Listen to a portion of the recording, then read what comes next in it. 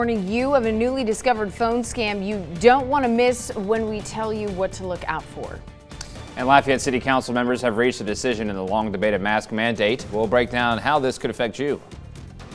Also, a Louisiana senator has turned his support in favor of President Trump's impeachment trial. He'll explain why he came to this decision.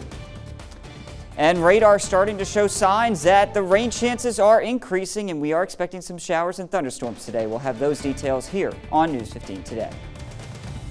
From Fox 15, News 15 Today starts now. Good Wednesday morning. You're watching News 15 Today. I'm Carter Simino. Good morning. I'm Alex Worstel. Thanks so much for tuning in. Well, a Louisiana Senate Republican strongly criticized former President Trump's impeachment legal team after he stated he would make his deciding vote based on the evidence presented. That's right. U.S. Senator Bill Cassidy voted along with 5 other Republicans in favor of the impeachment trial being constitutional. He later called the Trump team's presentation yesterday disorganized and random, asserting the House impeachment managers did a much better job. Again, if you listen to it, it speaks for itself. It was disorganized, random, had nothing. They talked about many things, but they didn't talk about the issue at hand. And so if I'm an impartial juror and I'm trying to make a decision based upon the facts as presented on this issue, then the House managers did a much better job. Well, the Republican Party of Louisiana issued a statement saying it was, quote, profoundly disappointed, end quote, at Senator Cassidy's vote in favor of the trial's constitutionality. Well, Lafayette and Vermilion Parish Police are warning residents about a phone scam where the scammers pretending to be a member of local law enforcement. The scammer claims to have a warrant for the person's arrest, demanding money in exchange for resolving the warrant. Now, officials say neither sheriff's office seeks any type of payment over the phone. Police say the forms of payment requested are usually non-transferable and non-refundable. If you are contacted by a caller requesting money and claiming to be law enforcement, do not transfer any form of payment to the caller and contact law enforcement immediately. If you have questions about a possible warrant or about how to make a payment for the various services offered by the Lafayette Parish Sheriff's Office, call 337-232-9211. Let's get you up and out the door, shall we? Checking in with Storm Track 15 meteorologist Adam Olivier. Adam, dealing with more fog this morning. Yeah, at least a little patchy fog out there. Now, it hasn't materialized quite as much as we thought it would be, but there is still a dense fog advisory for areas along and south of I-10 until midday. We are seeing some lower visibilities now. I've been watching this all morning long, dropping Ville Platte's up to 4 miles, but Opelousas and Abbeville now down to 7, New Iberia down to 5, and Lafayette down to 8. So maybe we do start to pick up some of this fog here in the next hour or two. We are looking at some cooler temperatures north of the interstate, milder south in the lower 60s, and that's kind of where we'll be for the rest of the morning with some of that fog. Showers and thunderstorms through the afternoon are possible. We're going to talk about those rain chances and also some very cold air on the way coming up. All right. Thank you very much, Adam. We'll check back very soon. Well, a tip about possible drug trafficking landed 2 Opelousas men in jail. 24-year-old Mr. Jackson and 22-year-old Tavian Gilbo are booked into the St. Landry Parish Jail on multiple drug charges, including possession with intent to distribute Schedule 4 narcotics. The tipsters were able to gather enough evidence to secure a search warrant of their home in the 300 block of Cherry Street in Opelousas. Well, Lafayette PD mounted unit went to locate and identify homeless camps after several complaints from property owners with concerns of fires being started and human waste being left on their properties. They soon posted on social media with resources for people in need of shelter. But according to Arch, those several homeless shelters mentioned in the post have no availability. The shelters that are still in operation are operating at such a reduced capacity. There are many that are either temporarily or even permanently closed. And so being able to access shelter right now is almost impossible. Well, LPD tells us that they weren't doing homeless sweeps, but they were just responding to property complaints from owners. So if you want to check availability of shelter homes in your area, you can look on the screen and dial 211 for any additional help. Arch is also asking the community to donate to their freeze fund. You can find that information on kadn.com. The Lafayette Parish School System will transition hybrid students back to in-person learning shortly after the Mardi Gras break. 6th and 9th grade will lead starting Monday, February 22nd. Then 10th grade on Thursday, February 25th, followed by 7th and 11th grade students on March 1st. LPSS says this staggered approach will allow the transportation department to assess and make any necessary changes to bus routes. Parents are encouraged to continue their personal drop-off and pickup routines as buses remain at only 75% capacity. Well, the Acadiana Automotive Group is collecting donations for the 256 BDE BCT that is deployed overseas. This is a local Louisiana National Guard unit that deployed in November. They're accepting non-perishable toiletries, letters, and anything that would remind these soldiers of home. All donations can be dropped off at the Acadiana Dodge, Chrysler, Jeep, Ram, Fiat on Southwest Evangeline Thruway. Monetary donations will be used to buy supplies or pay for shipping costs. The Veteran Prosperity Series is happening today. Assurance Financial of Lafayette has partnered with Acadiana Veteran Alliance and Bunker Labs Lafayette to create the first edition of this series. The Veterans Prosperity Series will take place at the Room at the Corner Bar in Lafayette. That's happening from 5 to 7 p.m. The event will teach valuable information on VA home loans and explain opportunities available for those who served our country. Well, Cypress Title is teaming up with U.S. at District South Real Estate for a blood drive to help one of their own through cancer. All donations will help real estate agent Paige Gary as she undergoes treatment for lymphoma. You have plenty of time to help these companies make a difference for Paige. The drive will go on from 10 a.m. to 2 p.m. this afternoon. If you would like to donate blood, you must present an ID and have eaten before. For more information, call 800-256-5433. Well, February is Black History Month, and our station is taking time to celebrate various aspects of African American history locally and nationwide. Today we highlight two examples of early 20th century Catholic schools listed on the National Register as historic landmarks right here in Lafayette Parish. Holy Rosary Institute of 1913 and Our Lady of Assumption School of 1934. The Holy Rosary Institute was founded as a school for the vocational and technical training of black women in the tradition of Booker T. Washington. It also served as a normal school for training teachers and as a high school. From the beginning, it was staffed by Sisters of the Holy Family. It is actually one of the few remaining black Catholic high school buildings in the United States. Our Lady of Assumption School and Church located in Carencro is another one of the many Louisiana schools for African Americans, operated with funding assistance from Mother Catherine Drexel. The school nearly doubled in size in 1940. Well, coming up, another neighboring community has a new COVID-19 vaccination available. We'll tell you where in just a bit. And here's that morning forecast where we're in the 60s, some fog, and a medium cup of coffee. This spring-like weather, though, it's not lasting in your forecast. More details coming up. Well, we're checking in with Al Abear after this break. He's out in Crowley this morning. You'll get to see more of his fun Mardi Gras king cakes. We're catching up with him after the break. But to catch up with us, our coverage continues on our website, kadn.com. Stay with us. We'll be right back after this break.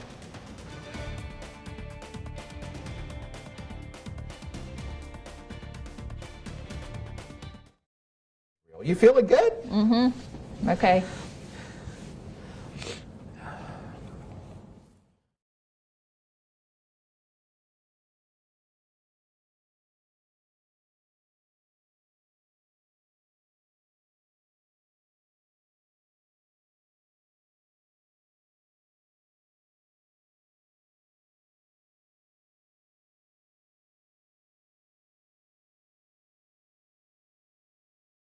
What was the last You thing I learn am? all kinds of new things. I'm just moving the camera for fun, Brandon. I'm sorry.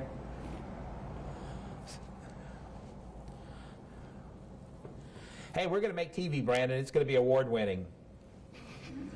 Brandon's the director over there. This looks so good. I love cheesecake. And so I went through this. What's that? He's proud of your restraint. Hey, thank you so much. I've got to tell you, I'm about to lose it, though. Look at this. This is crazy. You know?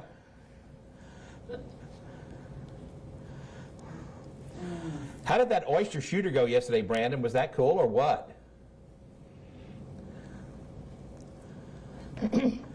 I was buzzing after that martini. And Can you make sure the audio is coming through? The router. It's after Al. Check 1, 2. Alex, talk. Hello? We're good.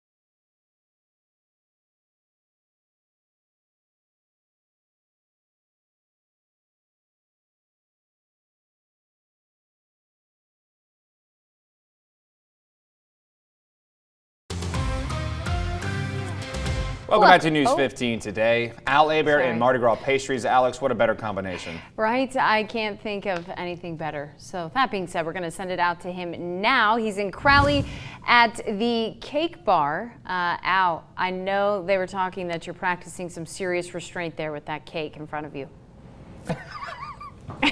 Yes, I have exercised a lot of restraint around cheesecake. You know, I'm crazy about cheesecake. But, you know, we have worked really hard on this morning, right, Shantae? We have. And we came up with this beautiful cheesecake here.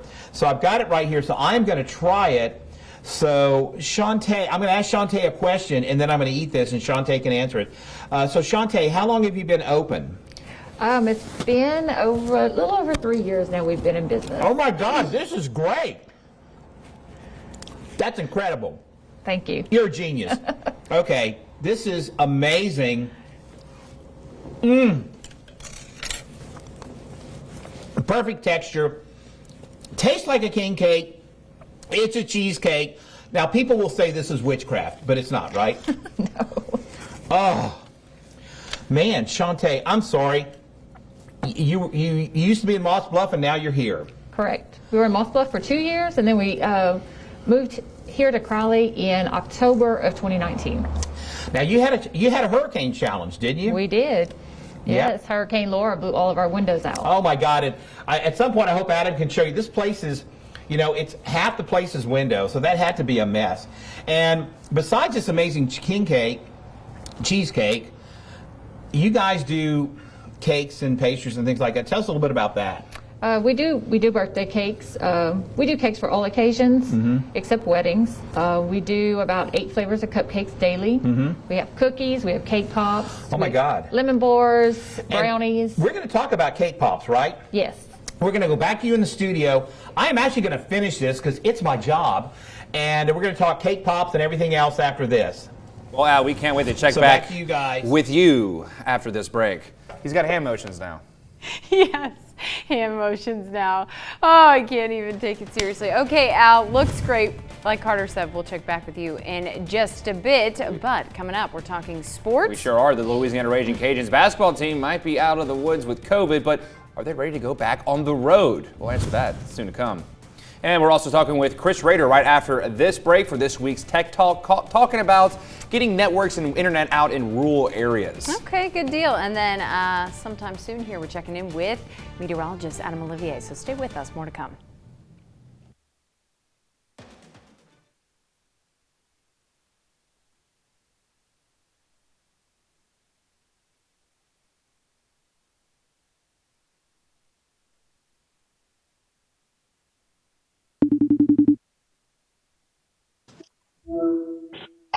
Good morning, Carter. Yep. Where have you heard of Starlink yet? So,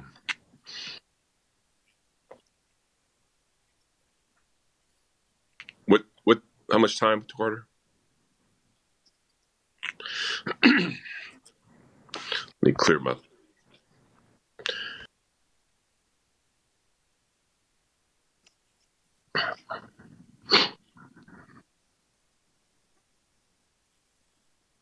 Oh my gosh. I was on my way to breakfast at Hub City and it wasn't open yet. And he texted me, and it's only about a half a mile away. So I went over there and grabbed a quick sandwich. It was really good. It's It's so good to eat food that's not from, Cisco or a distributor, like it's fresh, or most of it's fresh anyway. You guys should check it out. It's just, they don't do any marketing or anything, and it's a great place. Yeah, Megan was over there.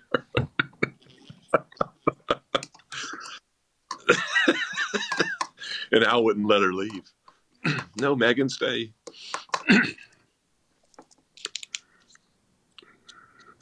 So we'll talk about Starlink and then other options. And but Starlink is going to change rural world like 5G is going to change the regular world. The cities.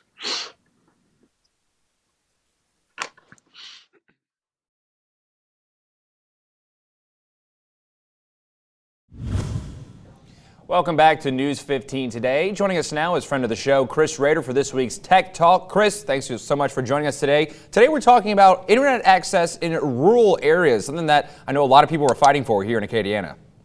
Yeah, good morning, Carter. Yeah, there's some great news, and there's going to be a lot of availability for higher speed internet in rural areas. And let's just kind of step into this. If you're in a city, you may have fiber or cable modem, and those speeds are, probably minimum of 100 megabits per second. There's no latency, and latency is the way that the data is transmitted in units from where you are to where it's coming from. So there used to be there still are satellites that you can get in rural areas, but those satellites they're like 25,000 miles away, so the latency is really long. So that's something that deters people from using it.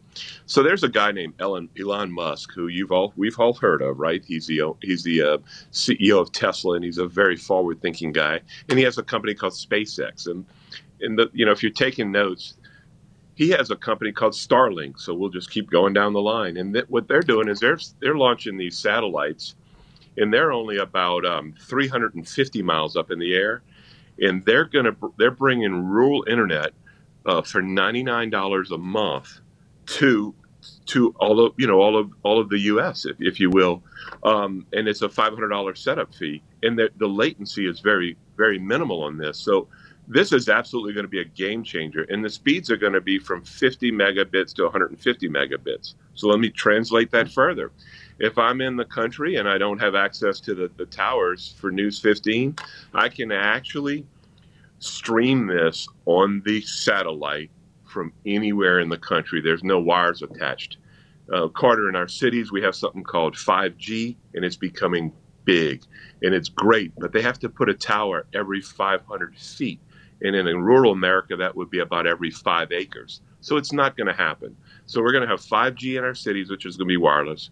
We're going to have something like Starlink in our rural areas, and then everybody will have good enough speeds to stream and work and use the internet. Well, the pandemic has certainly showed the need for internet access in rural areas as the same that we have access in our big cities. Chris, thank you so much for joining us. Interested to see how this continues to develop.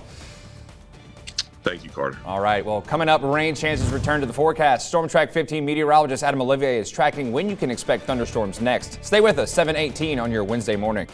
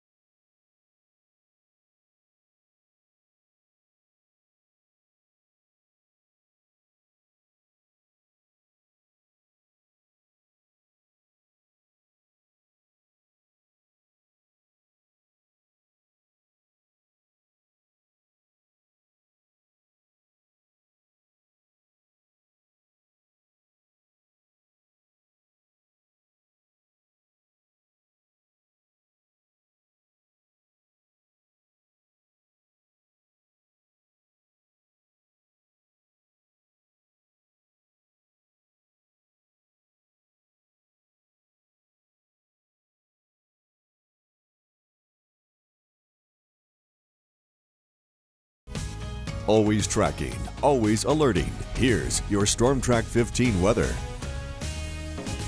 Welcome back. It is 7:20. Checking in with Storm Track 15 meteorologist Adam Olivier. It seems like it's going to be warm today. Yeah, warm today, but we're potentially bracing for some real Ohio-like weather, Alex. Yes. I'll help you guys out. Don't worry. We'll make it through. There's a lot of uncertainty in the forecast, let's put it that way, that even within the next 24 hours, there's a greater deal of uncertainty with how warm or how cold we're going to be than we would normally have. And we're going to explain why that is here in just a second. But for today, we're going to be looking at a few storms around. It's going to still be warm. Tomorrow, we're talking about stormy conditions at times. And then for the weekend, yeah, we're going to be much colder. Let's show you what's going on right now. I actually got a little report of some showers going on in New Iberia currently. A few more developing back over to the west, just south of Kadn. These are going to be lifting northward, and we expected to see some of these showers here through the morning time. Temperatures a little on the warm side in some spots, cooler up north. And those showers, they continue to proliferate through the afternoon hours. Look at this, some storms try to develop by midday here back out to the west. That could easily be here in Acadiana. It's not going to be an all-day rain, and not everyone's going to get any rain. Maybe most of the area misses out on these showers and storms, but the threat is there, and we're going to continue to track them. By 3 p.m., any rain that's around is well to our north, and we actually see some sunshine breaking out. That'll get our temperatures pretty toasty. Then as we get into the evening hours, very similar to what we've been having the past few nights. The only thing is, and it's kind of hard to see, but right here, you see these wind arrows that kind of come together? That's a cold front. And that's going to be sinking its way down through the nighttime hours. The question is, how far south does it make it? According to this Futurecast model, by 1 a.m. it's already into Ville Platte. By 3 a.m. it's already approaching Opelousas down south of Lafayette by 8 a.m. And look at the storms along this front tomorrow morning. Could be a very rough time. And we continue with those thunderstorm chances through the midday and afternoon time frame, down closer to the coast, some big ones, even up north, even when we're in the cooler air. And I caution that because temperatures are going to swing wildly depending on what side of the front you're on. Today, we're all on the warm side, so we should be in the mid to upper 70s with those thunderstorms. But look at this, same time frame, 3 a.m. tomorrow, that front divides the area. We're looking at 40s to the north of it, 60s and 70s south of this front. So depending on when it gets to you, you could be in the 40s all day tomorrow, while your friends to the south may be in the 70s for much of the day.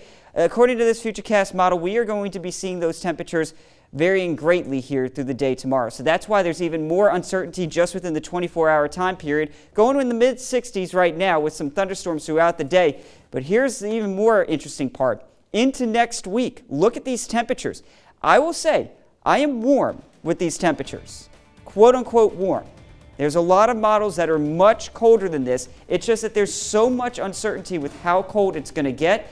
We don't want to go too cold and then have to swing back warm. We don't want to go too warm and have to swing back cold. So just stay tuned to the forecast, and we'll be updating you gradually as we get more information. I love not knowing. I know, right? Love that. Well, thank you, Adam. We will be checking in with you in just a bit. Well, coming up, we're checking in with Raging Cajuns assistant head coach Brock Morris, who says the Cajuns are COVID-free. Player over the weekend suffered with some stomach problems and a headache, and it did delay the start of the second half. We'll talk about that after this.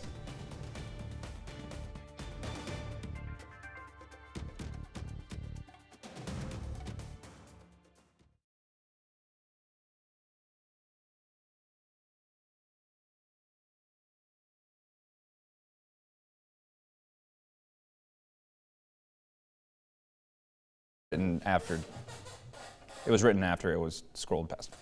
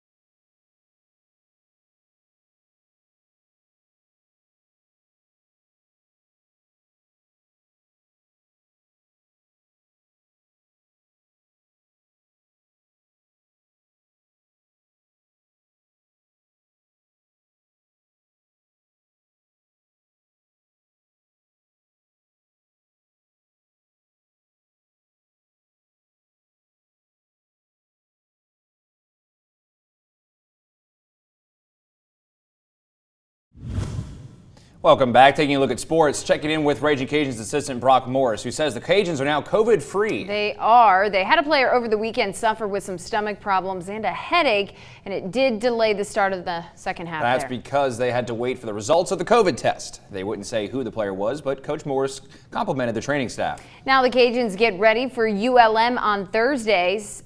Staying safe always is the #1 goal to keep playing. I can tell you as an assistant, from the inside, you're constantly trying to talk to our players about being responsible. I think a lot of credit goes to our players for being responsible. It's, as we all know, it's not easy. There's some things out of your control, but they've done a very good job this year controlling what they can.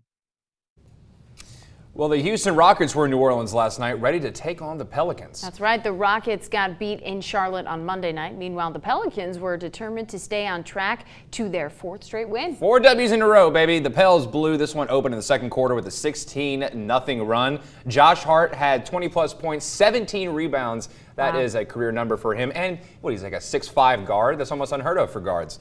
He went coast to coast several times, helping the Pelicans go to victory there. Nice. Well, the Pels did not buckle. They were able to hold off Houston in the 4th quarter, finishing 130-101 again against the Rockets. All right, Pelicans. Well, coming up, we're talking about some more chillier air spilling into the region for your Thursday. We'll have more details on that coming up.